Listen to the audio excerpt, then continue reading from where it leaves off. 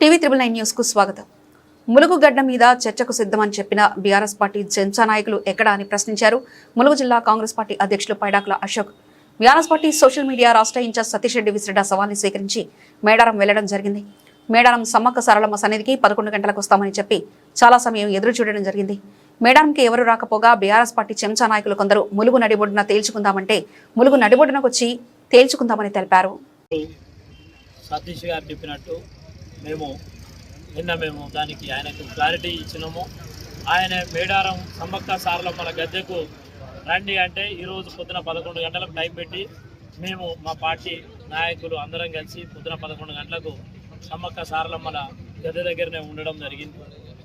అక్కడి నుంచి ఇక్కడ ఆయనకు సంబంధించిన కొంతమంది చెంచాలు ఈరోజు ఒక ప్రెస్ మీట్ పెట్టి మాట్లాడడం జరిగింది. ములుగులో మేము మేడారం కాదు ములుగు నడిబొడ్డున నడి సెంటర్లో అయితే మేము వస్తామన్నారు. చలో మేము ఎందుకంటే కాంగ్రెస్ పార్టీ ఎప్పుడు చెప్పేదే చేస్తుంది, మేము చేసేదే చెప్తాము. అభివృద్ధికి మాత్రమే కట్టుబడి ఉండేటోళ్ళం కాబట్టి మేము వాళ్ళు ఇచ్చిన సవాలుకు బీఆర్ఎస్ సతీష్ చెంచాలు ఇచ్చిన సవాలుకు మళ్ళీ స్వీకరించి ఈరోజు ములుగు నడిబొడ్డున గాంధీ విగ్రహం దగ్గర ఇక్కడ 6 గంటలకు టైం చెప్పి ఇక్కడికి రావడం జరిగింది. కానీ అక్కడ మేడారంలో ఇక్కడ ములుగు నడిబొడ్డులో వారు ఎవరు లేరు. ఎందుకు అంటే వారిది మొదటి నుంచి మేము చెప్తూనే ఉంటాం, ఓన్లీ పేపర్ స్టార్లు మాత్రమే. వాళ్ళు గవర్నమెంట్లో ఉన్నప్పుడు ఎటువంటి అభివృద్ధి చేయలేదు, ఇప్పుడు ప్రతిపక్షంలో ఉండి కూడా సరైన ప్రతిపక్ష పాత్ర పోషించట్లేదు. కనీసం ఒక పద్ధతి తప్పించి మాట్లాడడము, సోషల్ మీడియాలలో పెయిడ్ ఆర్టిస్టులను పెట్టి తిట్టియడము, ఇది తప్పితే వాళ్ళు జనానికి చేసేది ఏం లేదు. తెలుసు వారు గత 10 సంవత్సరాలలో తెలంగాణను ఎంత ఆగం చేసినరో తెలుసు, ఎంత అక్రమ మైనింగ్లు చేసినరో తెలుసు, ఎన్ని భూ కుంభకోణాలు చేసినరో తెలుసు. వారి చిట్టాలు మాట్లాడుకుంటూ పోతే రోజులకు తరబడి మాట్లాడినా తరగని పాపాలు వారు చేసినరు. అయినా వారు సవాల్ అన్నారు కాబట్టి మేము ఆ సవాల్ని స్వీకరించి వచ్చినాం. వారికి ఆ అర్హత లేదనేది మరొకసారి తెలిసిపోయింది. ఎందుకంటే ఈరోజు మాట్లాడిన సతీష్ రెడ్డి చెంచాలకు మరొకసారి చెప్తాను, మీరు మాట్లాడేటప్పుడు నోరు అదుపులో పెట్టుకొని మాట్లాడండి. ఇవాళ ఒక సోదరి మాట్లాడింది, మా సోదరికి చెప్తున్నాం మేము, అమ్మ నువ్వు బచ్చా గిచ్చా అని పేర్లు పెట్టి లేదంటే నోటికి ఎంత వచ్చినట్టు అంత మాట్లాడితే కరెక్ట్ కాదమ్మా. మాట్లాడేటప్పుడు మీ స్థాయిని కూడా గుర్తించి మాట్లాడండి. మీరు ఏ స్థాయిలో ఉన్నారు, మాకు కూడా మిమ్మల్ని చూస్తే చాలా జాలి అనిపిస్తున్నది. మీ పార్టీలో కానీ మీ స్థానాన్ని కానీ తలుచుకుంటే మాకు అక్క చెల్లెళ్ళు ఆడవాళ్ళంటే చాలా గౌరవం, మా సోదరు లాంటి దానివి కాబట్టి మేము నీ తిట్లను కూడా దీవెనలే అనుకుంటున్నాం మేము. కానీ మాకైతే నీ పరిస్థితి మీద చాలా జాలి పుడుతుందమ్మా. ఎందుకంటే నీ మానసిక పరిస్థితి బాగాలేదేమో అనిపిస్తుంది. ఎందుకంటే నీ అగ్రెసివ్నెస్, నీ ఊగడము, నువ్వు కొంచెం మానసికంగా బాగాలేవేమో. మా సోదరి ఆరోగ్యంగా ఉండి భవిష్యత్తులో రాజకీయంగా మంచిగా ఉండాలని కోరుకుంటాను. ఇంకొక మాట ఏంటంటే ఈ గుంటూరు సతీష్కు ఒకటే చెప్తున్నాం మేము, చాతగాని అవాకులు చెవాకులు పేలితే నేను చెప్తున్నా, మా కాంగ్రెస్ పార్టీ ఒక్క కార్యకర్త జోలికి వచ్చినా కానీ బిడ్డ మిమ్మల్ని తరిమి కొడతామని చెప్తున్నాం మేము. మళ్ళీ ఒక నాయకుడు కాదు, కార్యకర్త జోలికి వచ్చినా కానీ ఇవాళ ఏదో బెదిరిస్తున్నారు, రేపు భవిష్యత్తులో ఇది చేస్తాము, భవిష్యత్తులో అది చేస్తాము, మేము వాళ్ళని తొక్కుతాము వీళ్ళని తొక్కుతాము కాదు.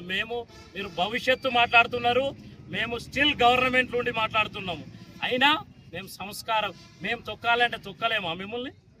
కాకపోతే కాంగ్రెస్ పార్టీలో నిబద్ధత కలిగిన కార్యకర్తలు ఉంటారు, మాకు ఒక సంస్కారం అనేది ఉంటుంది కాబట్టి తొందరపడి మాట్లాడతలేము. మీ లెక్క మేము తొక్కుతాము, మేము రేపు వస్తాము ఎల్లుండి వస్తాం కాదు. స్టిల్ మేము ఇప్పుడు ఉన్నాము, రేపు ఉంటాము.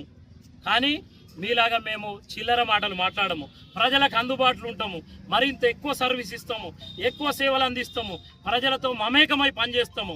ఇంకా మాది ఒకప్పుడు వెనుకబడ్డ కాన్స్టిట్యున్సీ, ఈరోజు కాదు, కొన్ని 100 కోట్ల రూపాయల వర్కులు నడుస్తున్నాయి, ఇంకా ఎక్కువ నిధులు తీసుకొస్తాం. చలో రండి, మీకు దమ్ముంటే ములుగు నియోజకవర్గానికి మీ హయాంలో ఎన్ని నిధులు తీసుకొచ్చిండ్రు, మేము ఎన్ని నిధులు తీసుకొచ్చినాం, సబ్జెక్టు మాట్లాడుకుందాం. వ్యక్తిగతంగా మీరు మాట్లాడితే మేము 100 తిడతాం, మేము 100 తిట్టి ఇంకొక 10 కొసరెత్తాం మీకు. మేము వ్యక్తిగతంగా అన్ని తిట్టగలుగుతాం మిమ్మల్ని కూడా, కానీ మాకు సంస్కారం ఉన్నది కాబట్టి సబ్జెక్టు మాట్లాడుతున్నా రండి. అభివృద్ధి మీద చర్చకు రండి. మీరెన్ని డబుల్ బెడ్రూమ్ ఇల్లు ఇచ్చిండ్రు ములుగు మీ 10 ఏళ్ళ నేను ఇప్పుడు ఇక్కడ ఉన్న ఇవాళ మాట్లాడిన సోదరికి కానీ ఆమె పైనున్న చెంచాకో లేదంటే గుంటూరుకో వైజాగ్కో నేను ఒకటే అడుగుతున్నా, 10 సంవత్సరాల కాలంలో మీరు ములుగు నియోజకవర్గానికి ఎన్ని డబుల్ బెడ్రూమ్ ఇల్లు ఇచ్చిండ్రు?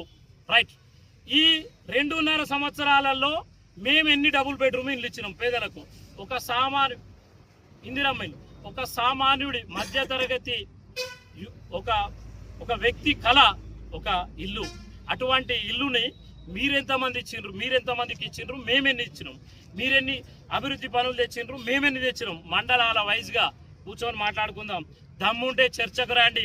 కూర్చొని మాట్లాడి ఏదో వాగడం కాదు. వాగడం ఎవరైనా వాగుతారు.